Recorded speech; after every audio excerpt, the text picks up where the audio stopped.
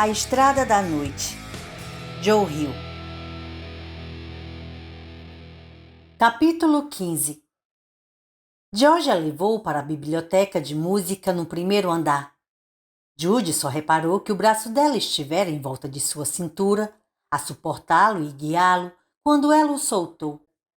Judy afundou na poltrona cor de musgo e adormeceu praticamente no momento em que seus pés saíram do chão.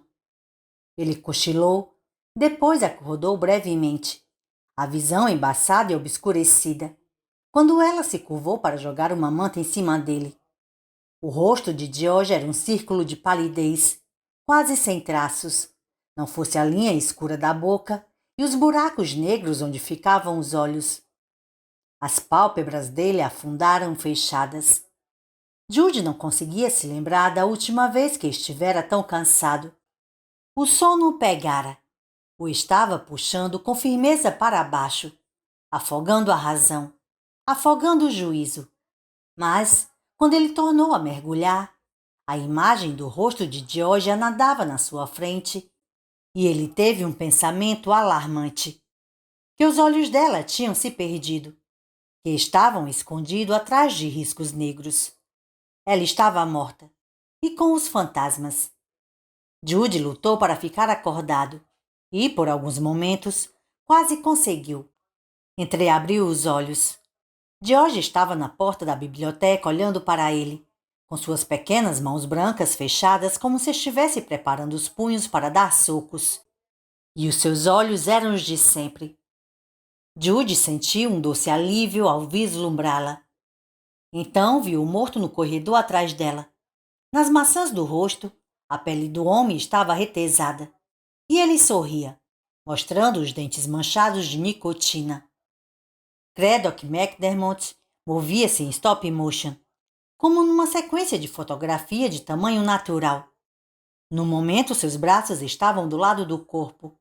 No momento seguinte, uma das mãos ossudas pousavam no ombro de Georgia. As unhas eram amareladas, compridas e curvas nas pontas. As marcas negras pulavam e tremia diante de seus olhos. O tempo deu um novo salto. Abruptamente, a mão direita de Craddock estava no ar, erguida sobre a cabeça de Georgia. Então a corrente de ouro despencou da mão dele. O pêndulo que havia na ponta, uma lâmina curva de 7 centímetros, um gume de brilho prateado, caiu diante dos olhos dela. A lâmina começou a oscilar em arcos ligeiros e Georgia ficou olhando direto para ela, com os olhos subitamente arregalados e fascinados. Outro arranco de stop motion no tempo e Craddock estava curvado para a frente numa pose congelada, os lábios no ouvido de Georgia. A boca não se movia, mas Judy podia escutar o som de seu murmúrio, um ruído como a afiada lâmina de uma faca numa correia de couro. Judy queria chamá-la. Queria dizer a ela que tomasse cuidado, porque o homem morto estava bem do seu lado e era preciso correr, fugir, não lhe dar ouvidos. Mas a boca de Judy parecia amarrada com arame e o único som que ele conseguiu produzir foi um gemido entrecortado. O esforço que fizera para manter pelo menos as pálpebras abertas foi maior do que podia suportar, e as pálpebras rolaram para baixo e se fecharam. Judy tentava resistir ao sono, mas estava fraco, uma sensação incomum. Afundou de novo e dessa vez ficou lá embaixo. Craddock estava à espera dele com sua lâmina, mesmo no sono. A lâmina balançava na ponta da corrente de ouro diante da cara larga de um vietnamita, cuja nudez só era quebrada por um trapo branco amarrado em volta da cintura. O homem estava sentado em uma cadeira de encosto reto, numa sala úmida de concreto. A cabeça do vietnamita fora raspada e havia brilhantes círculos rosados em seu couro cabeludo, nos pontos onde fora queimado por eletrodos. Uma janela dava para a frente do quintal de Judy, onde chovia. Os cães se erguiam contra o vidro, perto o suficiente para que suas respirações deixassem o vidro embaçado por causa da condensação. Estavam latindo furiosamente, mas eram como os cães numa TV que estivesse com o som desligado. Judy não ouvia qualquer barulho. Judy ficou no canto, esperando não ser visto. A lâmina se movia de um lado para o outro na frente do rosto espantado, coberto de suor do vietnamita. A sopa estava envenenada, disse Craddock. Falava vietnamita, mas, como nos sonhos, Judy compreendia perfeitamente o que ele estava dizendo. Este é o antídoto. Gesticulava com a mão livre para uma grande seringa pousada dentro de uma caixa preta em forma de coração.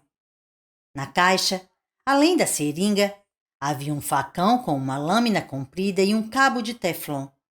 Salve-se! O Vietcong pegou a seringa e enfiou-a sem excitação em seu próprio pescoço. A agulha devia ter uns 12 centímetros. Judy se encolheu, olhou para o lado. Seu olhar saltou naturalmente para a janela. Os cachorros permaneciam encostados do outro lado de fora, pulando contra o vidro, e nenhum som vinha de lá. Atrás deles, Georgia se sentava na ponta de uma gangorra. Na outra ponta estava uma menininha de cabelos muito claros, pés descalços e um bonito vestido florido. Georgia e a menina tinham vendas nos olhos, diáfanos cachecóis pretos feitos de algum material semelhante a papel crepom. O descorado cabelo amarelo da menina estava preso num rabo de cavalo. A expressão dela era de uma indecifrável inércia. Embora a menina parecesse vagamente familiar, Judy precisou de um momento bastante prolongado antes de se dar conta de que estava olhando para Anna, como ela fora aos 9 ou 10 anos.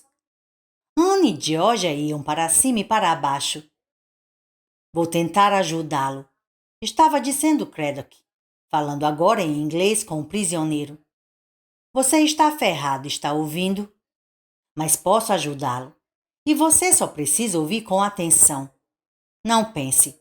Apenas escute o som da minha voz. Está quase anoitecendo. Está quase na hora. É no cair da noite que ligamos o rádio e ouvimos a voz. Fazemos o que o homem do rádio manda fazer. Sua cabeça é um rádio e minha voz é a única transmissão.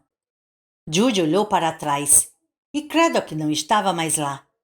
No lugar onde estivera sentado havia um rádio antigo. O mostrador todo iluminado em verde e a voz dele saindo de lá. Sua única chance de sobreviver é fazer exatamente o que eu disser. Minha voz é a única que você ouve.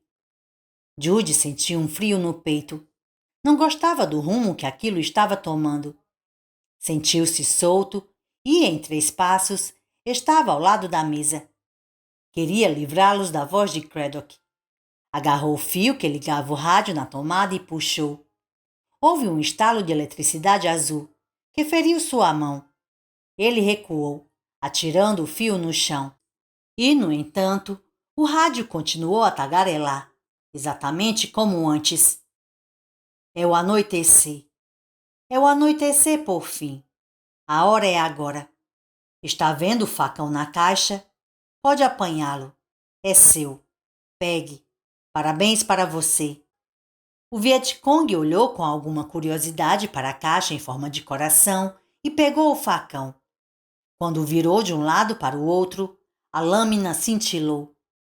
Judy se moveu para dar uma olhada no mostrador do rádio. Sua mão direita ainda latejava por causa do choque que havia levado. Estava desajeitada, difícil de manipular. Como não viu um botão para desligar, girou o ponteiro do mostrador, tentando escapar da voz de Craddock.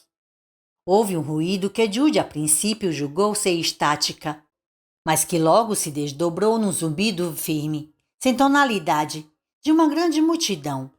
1001 vozes tagarelando ao mesmo tempo. Um homem com um tom esperto, malandro, de uma personalidade do rádio dos anos 1950 disse: Stolomer está hipnotizando todo mundo hoje com sua bola curva. E lá vai Tony Conigliaro. Você provavelmente já ouviu falar que não se pode conseguir que pessoas hipnotizadas façam coisas que não querem fazer. Mas aqui se pode ver que isso simplesmente não é verdade. Dá para perceber que Tony C. Certamente não queria fazer um swing naquele último arremesso. Você pode conseguir que qualquer um faça alguma coisa terrível. Só precisa saber levá-los. Vou demonstrar o que eu quero dizer com Johnny Yellowman, aqui no meu lado. Johnny, os dedos da sua mão direita são cobras venenosas. Não deixe que o mordam. O Vietcong se jogou de volta na cadeira, contraído de medo. As narinas se abrasaram e os olhos se estreitaram com uma súbita expressão de febril determinação. Com os saltos dos sapatos rangendo no chão, Judy virou para gritar, para lhe dizer que parasse. Mas, antes que Judy pudesse falar, o prisioneiro vietnamita puxou bruscamente o facão. Seus dedos caíram da mão. Só que eram cabeças de serpente, cabeças pretas, brilhantes. O Vietcong não gritou. O rosto úmido, amendoado e pardo iluminou-se como uma espécie de triunfo. Quase orgulho. Ele ergueu a mão direita para mostrar os tocos dos dedos. O sangue borbulhando, escorrendo pela parte interna do braço. Este grotesco ato de automutilação é uma cortesia da laranja Moxie. Se você ainda não provou, está na hora de pôr a mão na bandeja e descobrir por que Mickey Mantle diz que Moxie é o néctar dos deuses. Judy se virou e cambaleou para a porta, sentindo o gosto do vômito no fundo da garganta. Sua visão periférica lhe permitia ver a janela e a gangorra. A gangorra continuava subindo e descendo. Não havia ninguém em cima dela. Os cachorros estavam deitados de lado, dormindo na grama. Ele avançou, tropeçou em 2 degraus empenados e caiu junto à soleira da porta, no pátio empoeirado, nos fundos da fazenda do pai. O pai estava sentado numa pedra, de costas, afiando a navalha com uma correia preta. O som era como a voz do morto, ou talvez fosse o contrário. Judy não tinha mais certeza. Na grama, ao lado de Martin Kauzinski, havia uma banheira de aço cheio de água. Um chapéu de feltro preto flutuava nela. Terrível aquele chapéu na água. Judy teve vontade de gritar quando o viu. O sol estava forte e batia direto no seu rosto, um clarão firme. Ele oscilou sob o calor, cambaleando nos calcanhares e ergueu a mão para proteger os olhos da luz. Marty puxava a navalha contra a correia e o sangue caía do couro preto em gotas grossas. Quando Marty raspava a lâmina para a frente, a correia sussurrava a morte. Quando puxava a navalha para trás, a correia fazia um som abafado que lembrava a palavra amor. Judy não se deteve para falar com o pai. Continuou avançando pelos fundos da casa. Judy! Chamou Marty. E Judy lhe atirou um olhar de esguelha. Não pôde evitar. O pai usava óculos escuros de cego, lentes redondas e pretas com armação prateada. Brilhava quando captavam a luz do sol.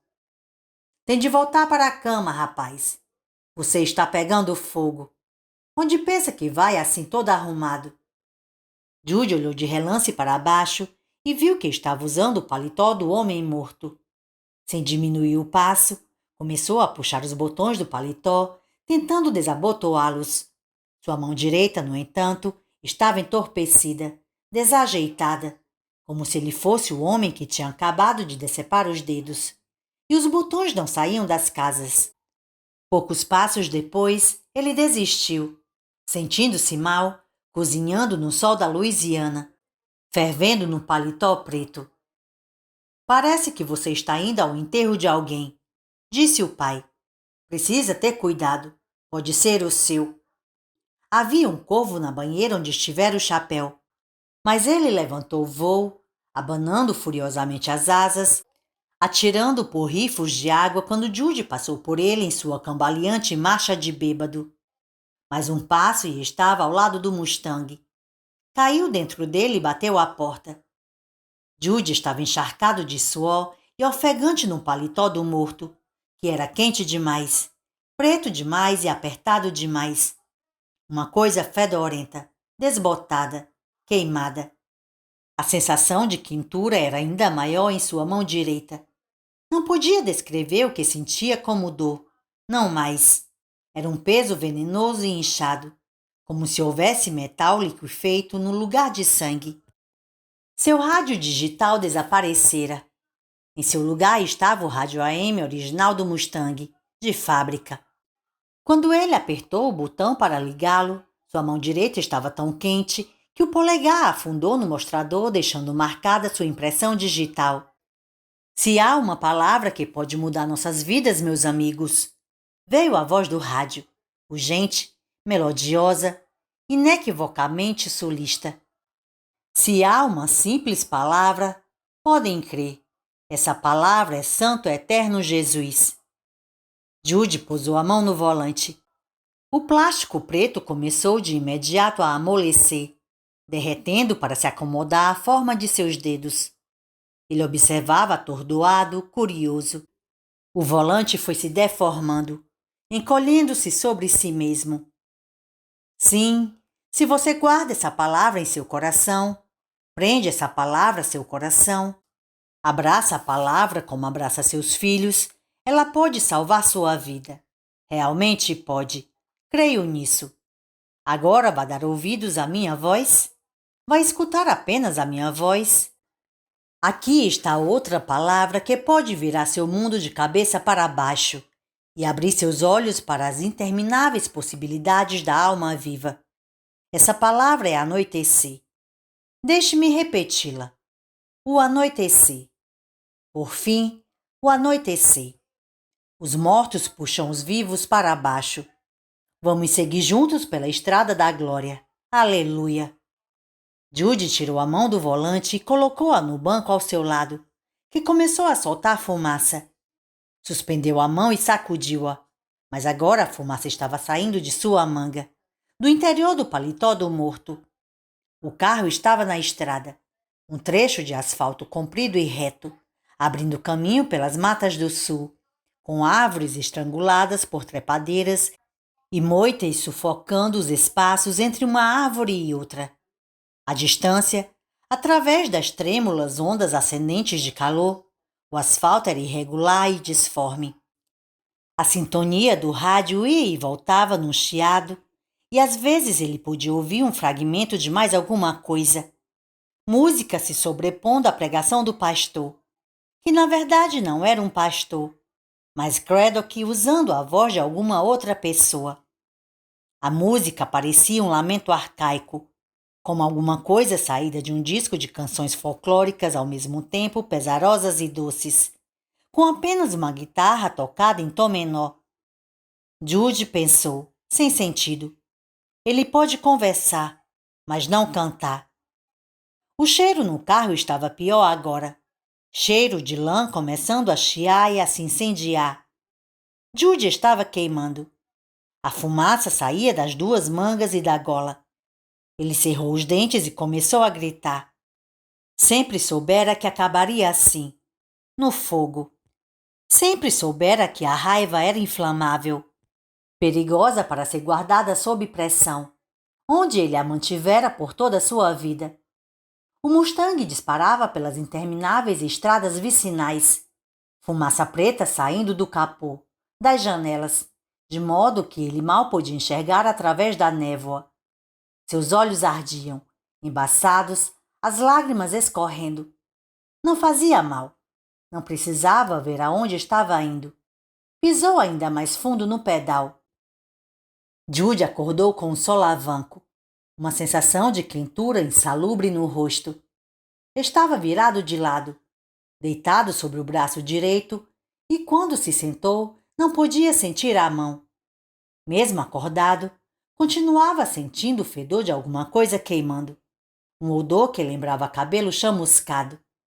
Olhou para baixo, quase esperando se encontrar vestido com o paletó do morto, como no sonho. Mas não, continuava em seu velho roupão de banho. O paletó. A chave era o paletó. Tudo o que ele tinha de fazer era vendê-lo de novo, tanto o paletó quanto o fantasma. Era tão óbvio que não entendia por que não pensara naquilo antes. Alguém ia querer. Talvez muita gente fosse querer. Vira fãs chutarem, cuspirem, morderem e se dilacerarem por causa de baquetas atiradas na plateia. Claro que iriam querer um fantasma, vindo direto da casa de Judas Coin. Até mais de um. Algum babaca infeliz tiraria o paletó de suas mãos e o fantasma iria junto. O que ia acontecer ao comprador depois disso não traria nenhum problema de consciência a Judy. Sua sobrevivência e a de Georgia era a questão que o interessava acima de todas as outras. Ficou parado, oscilando, flexionou a mão direita. A circulação estava voltando, acompanhada por uma gélida sensação de ferroada. Ia doer pra cacete. A luz estava diferente. Tinha se deslocado para o outro lado do quarto, pálida e fraca, como se estivesse passando por cortinas de renda. Era difícil dizer quanto tempo ele dormira. O cheiro de alguma coisa queimando instigou-o a descer para o térreo, atravessar a cozinha e entrar na copa. A porta que dava para o quintal dos fundos estava aberta. George estava lá fora, parecendo miseravelmente gelada. Vestia jaqueta preta de brie e uma camiseta dos Ramones, que deixava exposta a curva branca e suave da barriga.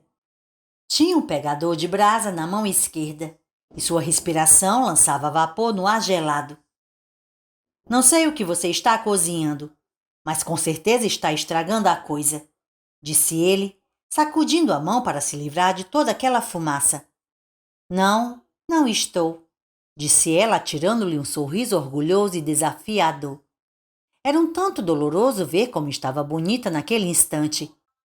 A brancura do pescoço, a cavidade que havia na garganta, o delicado contorno das clavículas quase invisíveis.